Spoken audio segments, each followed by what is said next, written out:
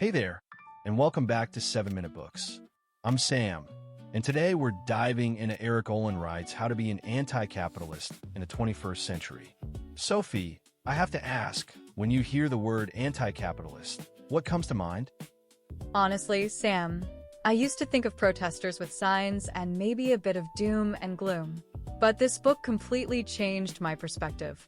It's not about smashing everything down.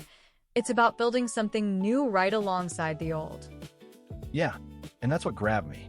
Wright says the old models of revolution just don't work. You know, the idea of a vanguard party seizing the state and abolishing private property overnight has been a disaster whenever it's been tried. Right. And he's equally critical of just trying to make capitalism more humane from within, because the system's drive for profit will always undermine those reforms. So he proposes a third path, eroding capitalism. Eroding capitalism. I love that phrase. It's not about waiting for the big collapse. It's about using the spaces we have now to build the institutions of a post-capitalist future, and then gradually expanding them until they become a real alternative. Exactly. And before we get into the how, let's talk about the why. Wright identifies three main harms of capitalism. The first is inequality, which is not a bug but a feature. The ownership of capital gives some people immense advantages over those who have to sell their labor. And it's not just about a smaller slice of the pie. It corrupts democracy and distorts opportunity. Your life chances are largely determined by the lottery of birth. Then there's what he calls the tyranny of the bottom line. Decisions that affect millions of lives, like where to invest and what to produce, are made on a single criterion, profitability.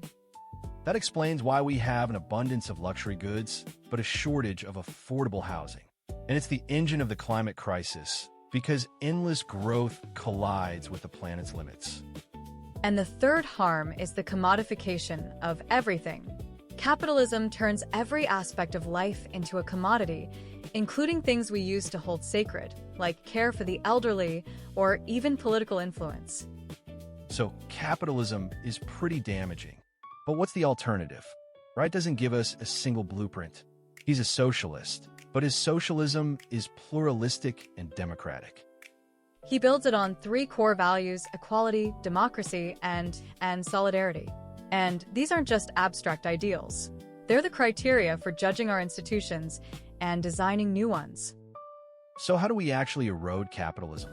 Wright says there are three key arenas of struggle: the state, the economy, and civil society. Let's start with the state. The goal isn't to seize it in one blow, but to use democratic power to create non-capitalist spaces. Things like universal health care and free public education, which decommodify basic necessities.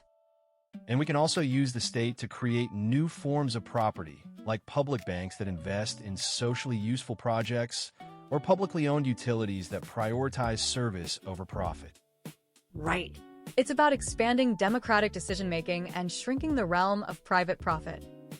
Then there's the economy itself, and this is where Wright puts a lot of emphasis on the workplace. He's a big fan of worker-owned cooperatives. And these aren't just utopian fantasies. I mean, there's the Mondragón Corporation in Spain, which is massive, and there are countless smaller co-ops in the US and Europe. In a cooperative, the workers own and control the enterprise, elect management, and share in the profits. They're more democratic, more resilient, and often more productive. They also counter the tyranny of the bottom line because decisions can be made based on the well-being of workers and the community, not just profit. And then there's civil society. That's where the seeds of a new society are often planted. Wright highlights what he calls the social economy, which includes community land trusts, credit unions, and mutual aid networks. These are driven by a mission of meeting human needs, not making a profit. A community land trust takes land out of the speculative market, making it permanently affordable for housing. And a credit union, owned by its members, can provide fair loans to people that a bank would ignore. These institutions are small, but they're powerful because they show that another way of organizing our lives is possible. They create a tangible experience of cooperation rather than competition. And here's the kicker. These three arenas aren't separate silos. They're deeply interconnected. A strong cooperative movement needs a supportive state with legal frameworks and access to capital. And a strong public sector needs a vibrant civil society to hold it accountable and keep it from becoming bureaucratic. So it's a multi-front war, where progress in one area creates conditions for progress in another. It's the opposite of a single, decisive event. It's a long, patient, creative process. But Wright is also honest about the challenges. Capitalists won't just surrender their power. They'll use their wealth to fight back through lobbying, media control, and the threat of capital flight. And there's the risk of co-optation. A public healthcare system can be starved of funds and turned into a second-class service. A cooperative can be pressured to behave like a capitalist firm. So it's not a smooth, linear progression. It's a constant struggle to defend and expand the gains that have been made. And Wright is critical of a certain kind of anti-capitalist purism that rejects any engagement with the existing system. Some people say we should wait for the total collapse of capitalism. But he sees that as dangerous and self-defeating. It leaves people with no hope in the present and no strategy for the future. So the task is to live as if the revolution has already begun by building the institutions of a new world here and now. He calls this realistic utopianism. It means getting our hands dirty, making compromises, and accepting partial victories. It's a politics of building, not just raging.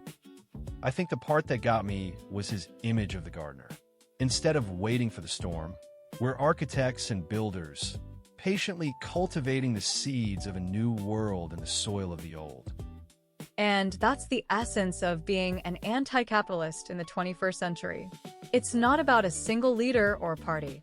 It's about all of us, working together to create a society based on equality, democracy, and solidarity.